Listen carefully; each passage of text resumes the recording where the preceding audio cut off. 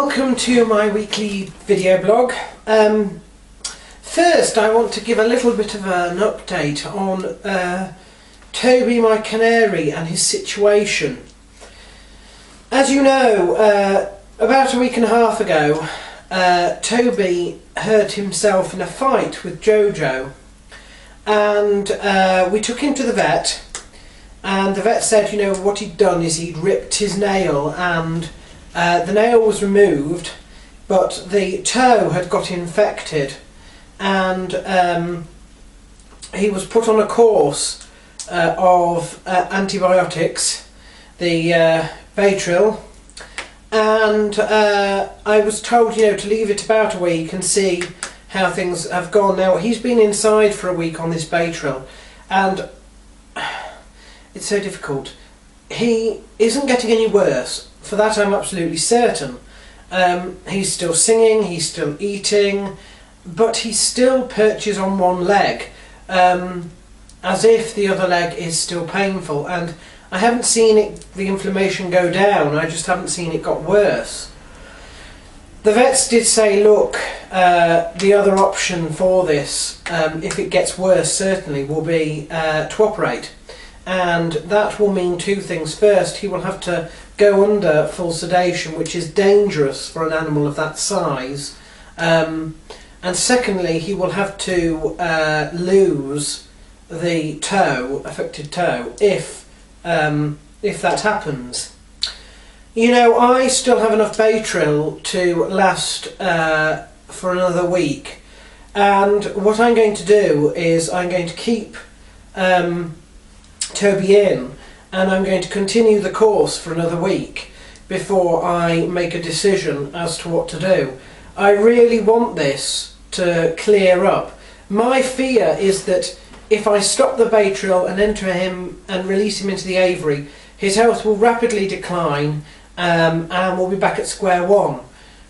But equally, I don't want to go, oh my god, he's not got any better after 5-7 days, quick, chop off the toe. So I'm going to give him another 7 days and just see if it gets better. If not, I will have to take him back to the vets, I think. But there we are. Let's hope, shall we? My UFC on Fox recap video is up, so the information for that is with the recap video. There are two UFC events going on this week, an FX and the Tough 16 finale. The predictions for both of those are up as well. Only once those have happened will I be able to do my Fighter of the Year competition, which is based on the winners of the Fighter of the Card award, and that is going to be released on the 20th of December. The UFC do have their New Year's-ish show on the 30th, and that will not be included, like never is included, in this year or next year, so there we are. Bellator support quite a lot this week. I am supporting Richard Hale for the Heavyweight Championship and Dave Jensen for the final of the Lightweight tournament. I have 4 other supports on the preliminary card, which I hope do well. Christian Uflacker, who I think at one point, maybe still, was a Sucker Punch fighter. Anthony Gomez, Joe Vedipo and Joey Dial is on the card as well. So hopefully they all do well. Birthdays, my goodness, we've got a lot of birthdays. I don't know what happens 9 months before Christmas, but there's certainly a lot of December birthdays. There was hundreds last week, and we've got hundreds again this week. Warren Thompson, Dennis Bermudez, Amilcar Alves, Paul Taylor, Marcus Lowe, Kurt Warburton, Cody McKenzie and Jeremiah Riggs. They are all celebrating their birthdays this week, as are Adrian Howe and Joe Swatland, 2 people who I know from my university days in Bradford. So hopefully all of those people have fantastic birthdays and eat lots of cake. and I'm so sorry that your birthdays are so close to Christmas as well. That must be awful. This week has been quite a good week, in fact. It's been Christmassy, as Christmassy as you can get. I've had Christmas lunch at work. I've also been out doing carol singing twice this week at residential homes around the area. Again with work, that's something that I like to do. I started that last year and I enjoyed it so much I did it again this year, and I will do it again each year. It's just it's such fun. The Christmas rotas are also out, and I favour very well in them, in fact. Part of this is just because of the dates. I happen to have my 2 days off together, as you know, Sunday, Monday, which I like. And of course this year, we have Christmas Day and Boxing Day, Tuesday, Wednesday. So I have Sunday, Monday, Tuesday, Wednesday off over the Christmas direct, which is fantastic.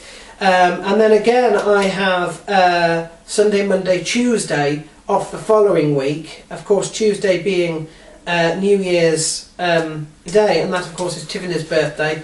So actually it's probably the best rota there has been since the first year I joined in 2005, where, because I'd already booked holiday off, they honoured that holiday, and that was sort of booked before the employment began. So yeah, it looks like because usually I'm working as much as possible over the Christmas period, minus Boxing Day, which I never do, that's sacred family time, and New Year's Day, which I can't because that is my sister's birthday. But other than that, you know, I do like to do as much as I can, but this year works out quite nicely. Golden Bowl pick, people. I'm saving up now in the Golden Bowl for a toilet seat. I know that sounds horrible, but let me explain. This toilet seat has been the bone of contention for the last 11 months, and the problem is that it is horrible. It's blue, it's sort of semi-transparent, and it's got fish and cockle shells and all sorts on it. It wasn't in brilliant shape when I bought the house, to tell you the truth. It's a horrible plastic thing. And it's broken at one side now as well. The hinges aren't good on it. It's terrible. It needs replacing. So that's the next thing that I am saving up for on the Golden Bowl. Do you know, there's just one thing else that I want to say. I got this card. I don't know if you can see it well, but anyway. This card is from the Salvation Army, and it's a blank card for me to sign and send back, and when it gets back to them, it gets given to a homeless person or a vulnerable person or somebody in need. And I was thinking, and I've been talking to a lot of people all over this country. I can't really speak about the US or anywhere else, but across this country, and do you know, everybody is saying it doesn't feel like Christmas this year.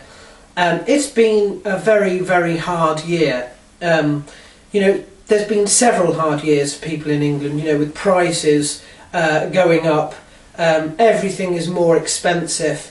And I think now that we've had this for quite some time, we're beginning to get a bit apathetic and a bit down about it.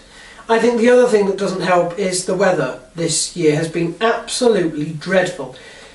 A lot of us basically feel like we have gone straight from spring to autumn, that we never had a summer this year, that we never had the sort of levels of light that a lot of us, you know, really appreciate. I think there's two things that we can take away from this. One is that it's terribly sad in a way. You know, we're not as expectant or as excited about Christmas or about life in general as perhaps we usually are. And that's something that I've been tackling, and you've seen over these blogs how I'm doing that, with getting my priorities straight, focusing on what's important and driving that, and maybe cutting back on other stuff, and you know, sort of not relieving the pressure a bit rather than having such high expectations, I suppose. I am a firm believer of when you are doing something, you should do it to the best of your ability whilst you're doing it. I'm not a believer that you should basically go above and beyond in all areas, particularly some areas that perhaps are not as important as others, or not as deserving of your attention as others. And you have to make up your mind when things get hard, what is important and what has to be sacrificed, basically.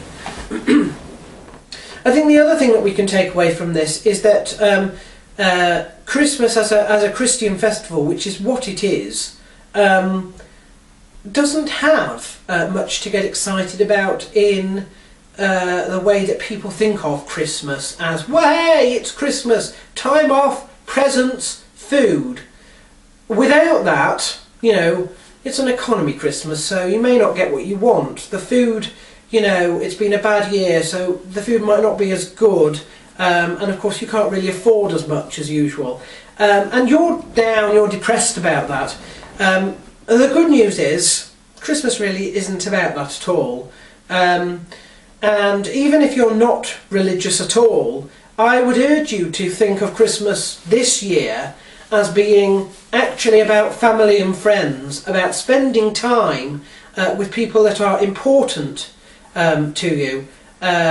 You know, having a sort of celebration, making the best of a bad situation, and enjoying intently the company and the festivities whilst they last.